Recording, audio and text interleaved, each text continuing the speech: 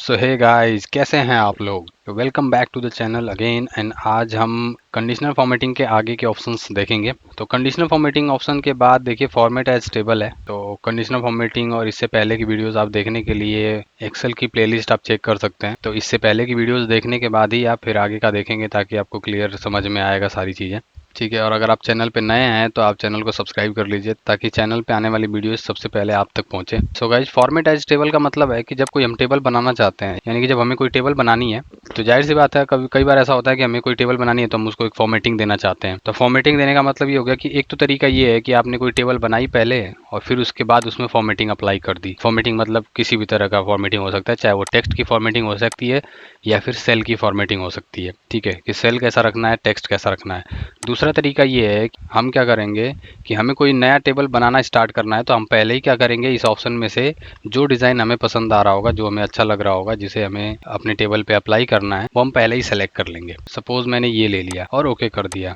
तो टेबल का start point यहाँ से है। जो भी हमें यहाँ पे हेडिंग्स देनी है वो हम यहाँ पे हेडिंग दे लेंगे, नेम, एज, क्लास, तो वॉट जो आपको देना है। तो देखिए अपने आप ही ये फील्ड्स के ऊपर फॉर्मेटिंग अप्लाई करता हुआ जा रहा है आगे की तरफ। इसी तरीके से अगर आप नीचे भी लिखेंगे, सपोज कोई नाम आपने लिख दिया, एंटर किया, फिर आपने कोई नाम लिख दिया, तो ये देखिए नीचे भी टेबल अपने आप ही चेंज हो रही है। अगर ऐसा करते हैं आप कि अगर आपने यहाँ पे कोई फॉर्मूला लगाया हुआ है, जैसे लाइक मैंने यहाँ पे कोई नंबर लिख दिया एग्जाम्पल के लिए और इन दोनों सेल को मैं ऐड कर रहा हूँ। ठीक है, तो जैसे ही आप इसको ऐड करोगे ये जो फॉर्मूला है वो ऑटोमेटिक नीचे भी कॉपी हो जाएगा। मतलब कि जैसे ही आप किसी भी सेल में वो नंबर्स आप दोबारा लिखोगे, ये आगे वाली सेल में ऑटोमेटिक कैलकुलेट कर देगा उसे। तो ये हम मैंने जोड़ने का फॉर्मूला लगाया है, आप कोई भी फॉर्मूला लगाओ ये सेम ही अप्लाई होगा। परसेंटेज का लगा दोगे तो परसेंटेज भी अपने आप ही निकलता जाएगा। मतलब आपको फॉर्मूला एक से ज़्यादा बार लगाने की जरूरत नहीं है, वो ऑटोमेटिक कैलकुलेट कर देगा। फॉर्मेट एज टेबल अप्लाई करने के बाद ये तो एक कॉमन डिजाइन हो गया कि एक डिजाइन आपने लिया और वही डिजाइन आपके टेबल पे अप्लाई हो गया। अब मान लीजिए बीच में ऐसा हो सकता है कि मुझे किसी एक पर्टिकुलर लाइन को या पर्टिकुलर एक सेल या सेलेक्टेड एरिया को मुझे अलग से कुछ स्टाइल या कलर देना है। तो इसके लिए आपको क्या करना पड़ेगा, वो पर्टिकुलर एरिया या वो पर्टिकुलर सेल सेलेक्ट करना है और आपको यहाँ पे देखिए एक ऑप्शन दिया हुआ है ये आगे वाला, तो इसमें से आप कोई भी ले सकते हैं। आप चाहें तो पूरी की पूरी टेबल पे अप्लाई कर सकते हैं, आप एक सेल पे अप्लाई कर सकते हैं, एक से ज़्यादा सेल पे अप्लाई कर सकते हैं। तो ये परसेंटेज के हिसाब से दिया हुआ है कि अगर ये ग्रीन कलर है तो ग्रीन कलर का 60%, 40%, 20%, तो जैसा भी आपको कलर वो देना है, हाईलाइट करना है, तो वो आप दे सकते हैं। ठीक है, तो काफ़ी सारे ऑप्शंस इसमें दिए हुए हैं, आप उनमें से कोई भी ले सकते हैं। अगर इसको आपको बने बनाए टेबल पे अप्लाई करना है, यानी कि टेबल आप बना चुके हैं और बाद में अप्लाई करना है, तो उस पर भी आप अप्लाई कर सकते हैं। सेलेक्ट करिए, ओके कर दीजिए, जो फॉर्मेटिंग आपने यहाँ से सेलेक्ट की है वही सेम फॉर्मेटिंग इसके ऊपर अप्लाई हो जाएगी जो भी आपने टेबल सेलेक्ट किया हुआ है। ठीक है, आगे बढ़ते हैं। इंसर्ट। तो देखिए इंसर्ट में सेल इंसर्ट कराना, रो इंसर्ट कराना, कॉलम इंसर्ट कराना। तो देखिए कई बार क्या होता है, हम टेबल बना रहे होते हैं। अब मान लीजिए कि मुझे ये क्लास तक मैंने लिखा था, टोटल लिख दिया, यहाँ पे बीच में मुझे डेट ऑफ बर्थ लिखनी थी। तो अब क्या करेंगे, हमारे पास दूसरे तरीके भी हैं, लेकिन एक आसान तरीका ये है कि अगर हम यहाँ पे राइट क्लिक करके इंसर्ट हम करेंगे तो इन दोनों के बीच में एक कॉलम जो है वो एक्स्ट्रा आ जाएगी। अब इसमें जो हम डेट ऑफ बर्थ वाला कॉलम बना सकते हैं इसे। तो इंसर्ट में क्या है, यही चीज है। तो इसका क्या मतलब हुआ कि दो तरीके से हम रो और कॉलम इंसर्ट करा सकते हैं। एक जहाँ पे चाहिए आपको वहाँ राइट क्लिक करिए और इंसर्ट कर दीजिए। तो अगर आपने कॉलम पे राइट क्लिक किया है तो कॉलम आएगा और अगर आपने रो पे राइट क्लिक किया है तो रो आएगी। जैसे कि मान लीजिए आपको फर्स्ट और सेकंड वाले के बीच में एक नाम लिखना था लेकिन वो छूट गया, तो हम क्या करेंगे, राइट क्लिक करेंगे इसके ऊपर और इंसर्ट कर देंगे। तो एक रो यहाँ पे ब्लैंक आ गई है, आप इसके अंदर अपना डेटाबेस भर लीजिए। तो यहाँ पे राइट क्लिक करके भी इंसर्ट करा सकते हैं और यहाँ से भी इंसर्ट करा सकते हैं। जैसे ही आप इंसर्ट रो पे आप क्लिक करते हैं, देखिए यहाँ पे एक एक्स्ट्रा रो आ गई। जैसे ही आप कॉलम पे क्लिक करते हैं तो देखिए एक एक्स्ट्रा कॉलम आ गया। तो इसी तरीके से सेल भी इंसर्ट करा सकते हैं, रो इंसर्ट करा सकते हैं। अब उसके नीचे देखिए और एडवांस ऑप्शंस दिए हुए हैं, जैसे कि अगर आप जो सेलेक्टेड रो है उसके ऊपर आप इंसर्ट कराना चाहते हैं या उसके नीचे इंसर्ट कराना चाहते हैं या लेफ्ट में, राइट में, जो आपको एक्स्ट्रा कॉलम की जो ज़रूरत है वो लेफ्ट साइड में चाहिए या राइट साइड में चाहिए, तो इसके लिए भी ऑप्शन दिया हुआ है। आप इस पर क्लिक करिए और यहाँ जाइए।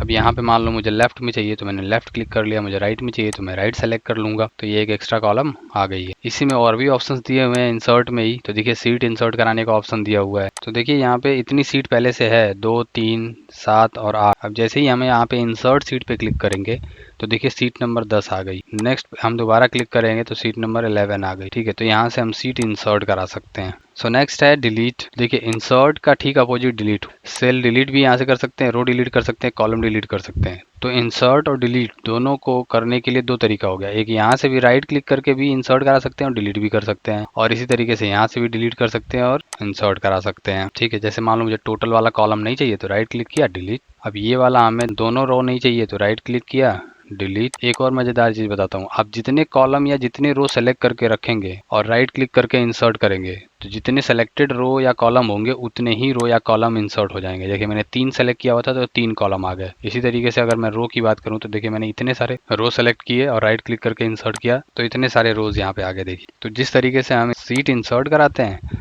उसी तरीके से हम डिलीट सीट पे जाके सीट को डिलीट भी कर सकते हैं। तो किसी भी सेलेक्टेड सीट को आप डिलीट कर सकते हैं, जो सीट सेलेक्टेड होगी वो डिलीट हो जाएगी। अब अगला देखिए फॉर्मेट ऑप्शन, ये भी इंटरेस्टिंग है। तो देखिए हम यहाँ से भी उस चीज़ को समझ सकते हैं। जैसे मैं देखिए रो की हाइट बढ़ाने की कोशिश करता हूँ, जैसे मान लीजिए 17 नंबर रो है, ठीक है, जैसे ये 17 नंबर रो है और बाय डिफ़ॉल्ट इसकी हाइट जो मैंने बताई थी देखिए 15.00 है और इसको मैं बढ़ाता हूँ। तो रो की हाइट मैंने बताया था कि 409 मैक्सिमम कर सकते हैं और यहाँ पे मैं करता हूँ 410 यानी कि 410 टाइप करके एंटर करता हूँ।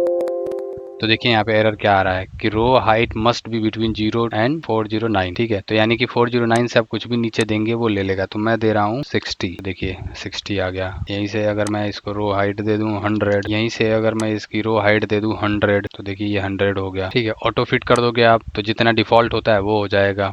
इसी तरीके से कॉलम के लिए दिया हुआ है, कॉलम की विड्थ आपको कितनी रखनी है, मान लीजिए मुझे रखनी है 100, तो एंटर किया मैंने, देखिए ये 100 हो गया। उसके बाद है हाइड एंड अनहाइड। तो देखिए किसी भी सेलेक्टेड रो या कॉलम को हम हाइड भी कर सकते हैं। जैसे मुझे बी और सी दोनों को हाइड करना है या बी सी डी तीनों को हाइड करना है तो मैंने तीनों को सेलेक्ट किया और यहाँ पे हाइड पे गया और मुझे क्या हाइड करना है, रो या कॉलम। तो देखिए अगर रो हाइड करेंगे तो सिर्फ एक नंबर होगा और कॉलम हाइड करेंगे तो बी सी डी तीनों होगा, क्योंकि रो में सिर्फ एक ही रो सेलेक्टेड है, कॉलम 3 सेलेक्टेड है। तो मैं क्या करता हूँ, कॉलम हाइड करता हूँ। तो यहाँ पे जाता हूँ हाइड कॉलम, तो ये क्या हुआ, अब ए ई एफ जी आ रहा है, बीच के 3 कॉलम जो है वो हाइड हो गए। और यहाँ पे अगर दोबारा हमें देखना है तो इनको हम सेलेक्ट कर लेंगे और यहाँ हम जाएंगे और अनहाइड कॉलम करेंगे तो देखिए वो सारे कॉलम दोबारा से आ गए। इसी तरीके से रो हाइड करनी है, जितनी रोज हाइड करनी है वो रोज हम सेलेक्ट करेंगे, हाइड पे जाएंगे और हाइड रो। वापस अगर हमें ये रोज वापस चाहिए तो हम क्या करेंगे, फिर से फॉर्मेट में जाएंगे, हाइड और अनहाइड रो, तो देखिए वापस आ गए। चलिए और आगे बढ़ते हैं। रीनेम सीट, तो ये मैंने पहले दिन ही बता दिया था, आप डबल क्लिक करिए इसके ऊपर, आप कुछ भी नाम लिख दीजिए। यही नहीं, राइट क्लिक करके सीट से रिलेटेड सारे ऑप्शन देख सकते हैं, इंसर्ट, डिलीट, रिमूव, मूव और कॉपी, अभी बताऊंगा क्या होता है। यहाँ से आप कलर भी चेंज कर सकते हैं, ठीक है, कि हर सीट का एक अपने हिसाब से आप कलर रख सकते हैं। तो ये ऑप्शन फॉर्मेट में भी है वैसे। तो देखिए यहाँ पे टैब कलर दिया हुआ है तो आप कोई भी कलर रख सकते हैं किसी भी वर्क सीट का। उसके बाद देखिए मूव और कॉपी सीट दिया हुआ है। इसका मतलब ये है कि ये वर्कबुक है और इसमें मल्टीपल सीट्स हैं। तो हम ये चाहते हैं कि इसमें से किसी एक सीट को या 2 सीट को किसी दूसरे वर्कबुक में लेके जाएं। वर्कबुक का मतलब हो गया फाइल। देखिए एक फाइल के अंदर मल्टीपल सीट्स होती हैं, तो हमारी ये बुक है, यानी एक्सेल में इस फाइल को वर्कबुक बोला जाता है या बुक बोला जाता है। तो हम इस वर्कबुक की किसी भी एक सीट को किसी दूसरे वर्कबुक में हम लेके जाना चाहते हैं। तो सपोज करिए कि हमारे पास एक और वर्कबुक है, वर्कबुक 2 नाम से, जो ये खुली हुई है, ठीक है, और हमारे पास एक वर्कबुक ये है जो डिटेल्स नाम से है। तो हम इसमें से ये कोई एक्स वाई जेड, मान लीजिए मैं इसका नाम रख देता हूँ, तो ये जो एक्स वाई जेड नाम की जो सीट है इसको मैं बुक 2 में कॉपी या मूव कराना चाहता हूँ। अब कॉपी और मूव का यहाँ पे मतलब समझ लीजिए, अगर मैं मूव करूँगा तो यहाँ से हट जाएगी और बुक 2 में चली जाएगी, और अगर मैं कॉपी करूँगा तो यहाँ भी रहेगी ये एक्स वाई जेड और वहाँ भी आ जाएगी बुक 2 में। तो अभी मैं बुक 2 की पोजीशन दिखा दे रहा हूँ। तो यहाँ पे बस एक ही सीट है, सीट 1 के नाम से, ठीक है। तो अब यहाँ मैं जाता हूँ, फॉर्मेट में जाता हूँ, मूव और कॉपी पे क्लिक करता हूँ और किसको मूव कराना है मुझे, एक्स वाई जेड को। यहाँ पे बुक सेलेक्ट कर लिए, किस में डालना है, बुक 2 में। तो अब यहाँ पे अगर आप क्रिएट और कॉपी पे क्लिक नहीं करेंगे तो वो सीट मूव हो जाएगी, और अगर आपने इस पे क्लिक कर दिया तो ये कॉपी होगी। तो मुझे एक कॉपी बनानी है तो मैंने क्रिएट और कॉपी पे क्लिक किया, ओके कर दिया।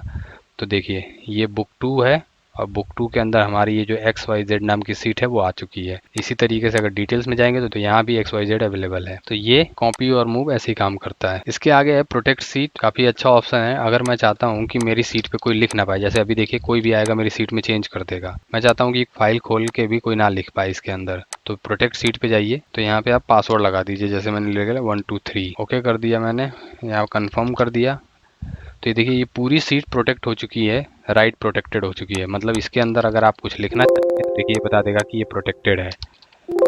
ना तो इसमें से आप कुछ सेलेक्ट करके डिलीट कर सकते हैं और ना ही इसमें आप कुछ लिख सकते हैं। सिर्फ जिसको पासवर्ड पता होगा वही जाएगा यहाँ पे, अनप्रोटेक्ट करेगा, सेम पासवर्ड डालेगा और फिर वो इस सीट के अंदर लिख पाएगा। फॉर्मेट सेल पे अगर आप जाते हैं तो यहाँ पे जितने ऑप्शंस मैंने बताए हैं वो सारी चीज़ें यहाँ पे मिलती हैं, और उसके अलावा और भी कुछ एक्स्ट्रा ऑप्शंस मिलेंगे। यानी कि शुरू से लेकर लास्ट तक ये जितने भी ऑप्शन हमने इसमें पढ़े हैं वो सब चीज़ें यहाँ पे आपको मिल जाएंगी, चाहे वो नंबर से रिलेटेड ऑप्शन था, चाहे वो अलाइनमेंट से रिलेटेड था। तो फ्रेंड्स आज के लिए इतना ही, नेक्स्ट वीडियो में हम आगे के ऑप्शंस देखेंगे। तो वीडियोस देखते रहिए और इसको प्रैक्टिस करते रहिए। तो मिलते हैं नेक्स्ट वीडियो में। So thanks for watching guys and bye bye, take care.